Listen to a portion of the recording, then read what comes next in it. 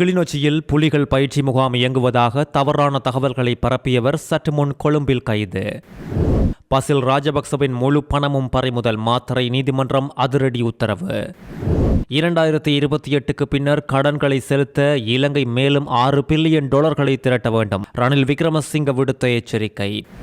கொழும்பில் சந்தேகத்திற்கிடமான உண்டியல் பரிவர்த்தனைகள் குறித்து 19 வயது இளைஞர் சற்று முன்னர் கைது, வெளியான பின்னணி. கட்டாரில் உயிரிழந்த இலங்கையர்களுக்கு $80 மில்லியன் நஷ்டஈடு. திருமணத்திற்கு 2 நாட்களே இருந்த நிலையில் விபத்தில் பலியான இளைஞன். ஆகஸ்ட் மாதத்திற்கான எஸ்எஸ்எம் கொடுப்பனவு இன்று வைப்பு. முறையற்ற வகையில் பெறப்பட்ட பணத்தை பயன்படுத்தி மாத்தறையில் 1.5 ஏக்கர் நிலத்தை வாங்கிய வழக்கில் தொடர்ச்சியாக நீதிமன்றத்தில் முன்னிலையாக தவறிய முன்னாள் அமைச்சர் பசில் ராஜபக்சவின் பிணைத் தொகையை பறிமுதல் செய்யுமாறு மாத்தறை நீதவான் நீதிமன்றம் சற்று முன்னர் அதிரடி உத்தரவை பிறப்பித்துள்ளது. காவல்துறை நிதி குற்ற புலனாய்வு பிரிவால் தாக்கல் செய்யப்பட்ட இந்த வழக்கு மாத்தறை பிரதான நீதிபதி சதுர திசாநாயக்க முன்னிலையில் விசாரணைக்கு எடுத்துக் கொள்ளப்பட்ட நிலையில் வழக்கில் 3வது பிரதிவாதியான பசில் ராஜபக்ச நீதிமன்றம் ஏற்கத்தக்க மருத்துவ அறிக்கையை சமர்ப்பிக்காமல் தொடர்ச்சியாக முன்னிலையாகாமல் தப்பித்து வருவதாக தெரிவிக்கப்பட்டுள்ளது. இதையடுத்து பசிலின் பிணைக்கு பிணையாளர்களாக கையொப்பமிட்ட 3 பேருக்கு அபராதம் விதித்த நீதிபதி அதனை செலுத்த தவறினால் சிறையில் அடைக்கவும் உத்தரவிட்டுள்ளார். பசில் ராஜபக்சவுக்கு எதிராக பிறப்பிக்கப்பட்ட திறந்த பிடியான எதிர்வரும் அக்டோபர் 27 வரை நீட்டிக்கப்பட்டுள்ளதோடு இந்த வழக்கின் 1வது மற்றும் 2வது பிரதிவாதிகள் நீதிமன்றத்தில் முன்னிலையான அதேவேளை அரசு தரப்பில் FCID அதிகாரிகளும் பிரதிவாதிகள் தரப்பில் ஜனாதிபதி சட்டத்தரணி அனில் டி சில்வா உள்ளிட்ட சட்டத்தரணிகள் குழுவம் முன்னிலையாகி இருந்தமை குறிப்பிட வேண்டியது. புலிகள் பயிற்சி முகாம் தொடர்பான உறுதிப்படுத்தப்படாத மற்றும் போலியான தகவல்களை சமூக ஊடகங்களில் பரப்பி பதற்றத்தை உண்டாக்கிய விவகாரம் குறித்து ஒருவர் கைது செய்யப்பட்டுள்ளார். இந்த சந்தேக நபர் நேற்று கைது செய்யப்பட்டதாக போலீஸ் ஊடக பிரிவு தெரிவித்துள்ளது.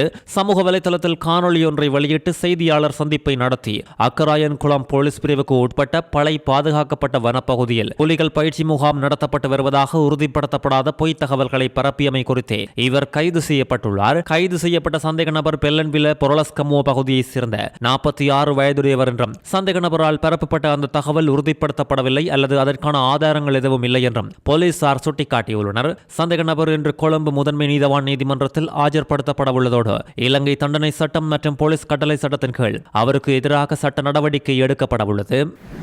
உண்டியல் முறை மூலம் சட்டவிரோத நிதி பரிவர்த்தனைகளை மேற்கொண்ட குற்றச்சாட்டில் கொழும்பில் 19 வயது இளைஞர் ஒருவர் கைது செய்யப்பட்டுள்ளார். சட்டவிரோத நிதி பரிவர்த்தனைகளில் ஈடுபட்டதாக கூறப்படும் ஒரு நபர் குறித்த கிடைத்த தகவலின் அடிப்படையில் குற்றப்புலனாய்வு துறையின் ஒழுங்கமைக்கப்பட்ட குற்றப்புலனாய்வு பிரிவின் அதிகாரிகள் ஆகஸ்ட் 18 மாலையில் போலீஸ் பிரிவில் நடத்திய சோதனையின் போது இந்த கைது நடவடிக்கையை மேற்கொண்டனர். இந்த நடவடிக்கையின் போது அவரிடமிருந்து கைப்பற்றப்பட்ட $10 மில்லியன் பணத்தின் மூலம் குறித்த திருப்திகரமான விளக்கம் அளிக்க முடியாததால் சந்தேக நபர் பணச்செலவை சட்டத்தின் கீழ் கைது செய்யப்பட்டார். மேலும் $1000 கள்ள நோட்டுகளை வைத்திருந்ததாக கூறப்படும் குற்றச்சாட்டின் பேரிலும் அவர் கைது செய்யப்பட்டதோடு சந்தேக நபர் கொழும்பு 5ஐ சேர்ந்த 19 வயது இளைஞர் என்றும் கொலை மற்றும் ஒழுங்கமைக்கப்பட்ட குற்றப்புலனாய்வு பிரிவால் மேலதிக விசாரணைகள் மேற்கொள்ளப்பட்டு வருவதும் குறிப்பிட வேண்டியது.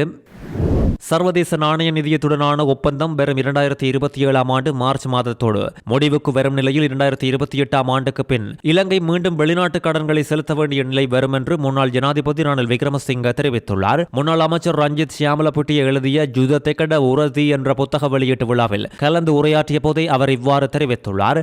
2028க்கு பிறகு கடன்களை மறுசெலுத்துகை செய்ய இலங்கையில் வெளிநாட்டு கையிருப்பு $15 பில்லியன் இருக்க வேண்டும் என்று சர்வதேச நாணய நிதியம் எதிர்பார்க்கின்றது. ஆனாலும் இந்த வருட முடிவில் மத்திய வங்கி $8 பில்லியன் கையிருப்பை மட்டுமே எதிர்பார்க்கின்றது. இதன் காரணமாக மேலும் $6 பில்லியன் தேட வேண்டிய நிலை வரும். எனவே அந்த $6 பில்லியன் திரட்டுவதற்கான முறையான வேலை திட்டம் ஒன்றை உடனடியாக வகுக்க வேண்டும் என்றும் அவர் வலியுறுத்தியுள்ளார். 2026 முதல் 7 மாதங்களில் கட்டாரில் உயிரிழந்த இலங்கை பிரஜைகளின் சட்டப்பூர்வ வாரிசுகளுக்கு நஷ்ட ஈடாக $80 மில்லியன் அதிகமான தொகையை டோஹாவில் உள்ள இலங்கை தூதரகம் பெற்றுக் கொடுத்துள்ளது. பிராந்தியத்தில் நிலவும் பதற்றமான சூழ்நிலைகளுக்கு மத்தியிலும் ஜனவரி முதல் ஜூலை வரையிலான காலப்பகுதியில் தூதரகம் மொத்தம் $80 மில்லியன் மரண நஷ்ட ஈடாக மீட்டுள்ளது. இந்த மொத்த தொகையில் தூதரகத்தின் முயற்சியால் $13 மில்லியன் நேரடியாக சம்பந்தப்பட்ட வாரிசுகளுக்கு வழங்கப்பட்டுள்ளதோடு எஞ்சிய $67 மில்லியன் இலங்கை ரூபாய் உரிய பயன் பெறுநர்களுக்கு வழங்குவதற்காக வெளிவிவகார வெளிநாட்டு வேலைவாய்ப்பு மற்றும் சுற்றுலா அமைச்சிடம் கையளிக்கப்பட்டு அனுப்பப்பட்டுள்ளது. 2023ஆம் ஆண்டு முதல் நிலுவையில் இருந்த வழக்குகளின் நஷ்டஈட்டு தொகைகளும் இதில் அடங்குவதோடு கட்டாருக்கான இலங்கை தூதுவர் சித்தாரா கான் மற்றும் அமைச்சர் தர்மஸ்ரீ விஜயவர்தன ஆகியோர் சம்பந்தப்பட்ட நிறுவனங்கள் வெளிவிவகார வெளிநாட்டு வேலைவாய்ப்பு மற்றும் சுற்றுலா அமைச்சின் தூதரக விவகார பிரிவு கட்டார் அதிகாரிகள் மற்றும் தூதரகத்துடன் இணைந்து பணியாற்றும் சட்ட நிறுவனம் ஆகியவற்றோடு ஒருங்கிணைந்து இந்த நஷ்டஈட்டு தொகையை பெற்றுக் கொடுக்க நடவடிக்கை எடுத்தனர். இதேவேளை தூதரகம் 2025ஆம் ஆண்டில் மொத்தம் 197 மில்லியன் இலங்கை ரூபாவை நஷ்டஈடாக மீட்டு இலங்கையில் உள்ள வாரிசுகளுக்கு அந்த தொகை வழங்கப்பட வழிவகை செய்திருந்தமையும் குறிப்பிட வேண்டியது. அக்குரச பகுதியைச் சேர்ந்த 25 வயதான லக்மால் என்ற இளைஞர் மாத்தறை அக்குரச பகுதியில் நடந்த எதிர்பாரா விபத்தில் திருமணத்திற்கு இன்னும் 2 நாட்களே இருந்த நிலையில் சம்பவ இடத்திலேயே உயிரிழந்துள்ள சம்பவம் பதிவாகியுள்ளது. தன்னுடைய வேலையை முடித்துவிட்டு மோட்டார் சைக்கிளில் வீடு திரும்பிக் கொண்டிருந்த போது இலங்கை போக்குவரத்து சபைக்கு சொந்தமான பேருந்தோடு அவரது மோட்டார் சைக்கிள் மோதியதில் இந்த விபத்து சம்பவித்துள்ளதாக போலீசார் தெரிவித்துள்ளனர். விபத்தில் படுகாயமடைந்த இளைஞர் சம்பவ இடத்திலேயே உயிரிழந்துள்ளதோடு லக்மாலின் திருமண பதிவுக்கு இன்னும் 2 நாட்களும் தொழில் காரணமாக இஸ்ரேல் செல்வதற்கு 3 நாட்களும் இருந்த நிலையில் குறித்த துயர சம்பவம் இடம்பெற்றுள்ளதாக அவரது தந்தை கூறியுள்ளார். மகனின் மரண செய்தியை கேட்டு அதிர்ச்சி அடைந்த அவரது தாயார் தற்போது கவலைக்கிடமான நிலையில் மாத்தறை பொது வைத்தியசாலையில் தீவிர சிகிச்சை பிரிவில் அனுமதிக்கப்பட்டுள்ளதாக உறவினர் கூறியுள்ளனர்.